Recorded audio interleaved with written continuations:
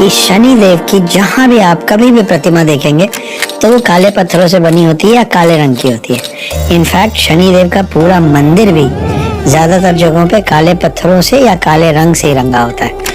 कारण क्या है? इसके पीछे भी एक कारण है। एक वक्त था जब सूर्य देव की पत्नी उनसे दूरी बना रही थी, उनसे दूर जाना चाह रही थी और वो अपने माता पिता के पास लौट गई।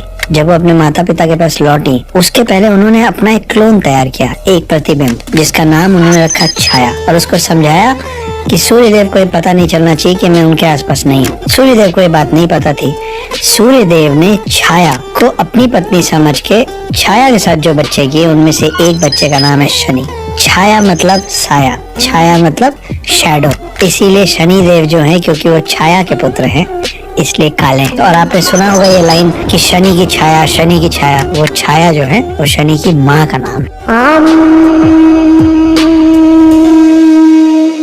हनुमान जी की पूजा करना, हनुमान जी के अगर आप भक्त हैं तो ये माना जाता है कि शनि का प्रकोप आप पे माइल्ड होता है, कम होता है। इसीलिए हर घर में हनुमान जी की पूजा सबसे ज्यादा होती है। हर घर में हनुमान चालीसा होता है, क्योंकि शनि हनुमान भक्त को उस लेवल का नुकसान चाह के भी नहीं पहुंचा सकते जो बाकियों पे होता है। तो ये है शनि देव, जिनकी माँ का नाम है छाया। ये एक कारण है जिसके कारण उनका रंग काला माना जाता है। इसीलिए उनका मंदिर और उनकी मूर्तियाँ या काले रंग की होती हैं या काले पत्थर से बनाई जाती है।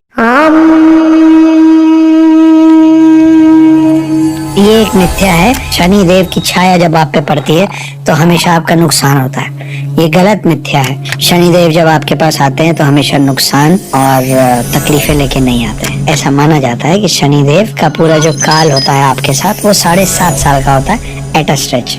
7.5 मतलब 2.5 + 2.5 + 2.5। ये क्या होता है? 7.5 साल का शनिदेव का जो समय है आपके साथ वो 3 हिस्सों में बटा हुआ है, जिसको कहते हैं ढैया। क्या होता है ढैया? ये आपके शरीर में 3 पार्ट्स में डिवाइड हो जाता है। पहला 2.5 साल आपके ऊपरी शरीर में होता है, जिस समय आप मानसिक तौर से जूझते हैं। डिप्रेशन होना, काम में नुकसान होना और अपसेटनेस होना, परेशान होना, तकलीफें झेलना, गुस्सा आना। तो शनि देव के अंदर आपकी जो जो चीजें उस समय आती हैं वो है आपका ब्रेन, आपका दिमाग, आपकी जीवा। इसलिए गुस्से में गलत बातें निकल के रिश्ते खराब होते हैं। आंखों से आपको जो आपका फ्यूचर दिखता होता है वो काला दिखता होता है।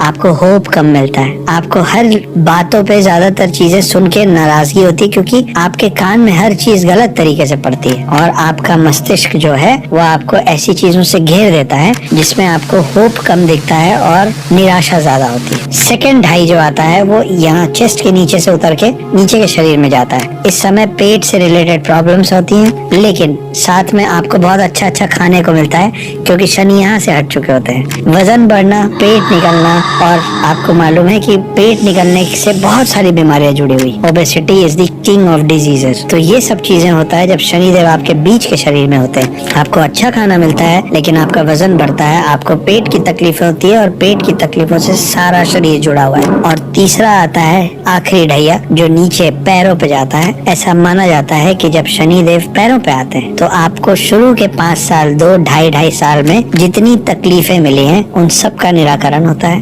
और आपके पास सुख और समृद्धि आपके चरणों में आ जाती है। इस समय आपको मिलता है जीवन में बहुत सारा ट्रैवल, बहुत सारी फ्लाइट्स, बहुत सारा देश और दुनिया घूमने का मौका और ढेर सारा पैसा। तो ये जो ढैया है आखिरी वाला, वो ऐसा माना जाता है कि शुरू के जो 2 ढैया हैं उन सब का कॉम्पनसेशन होता है। ज्यादातर लोग शुरू के इन 2 ढैया में ढह जाते हैं।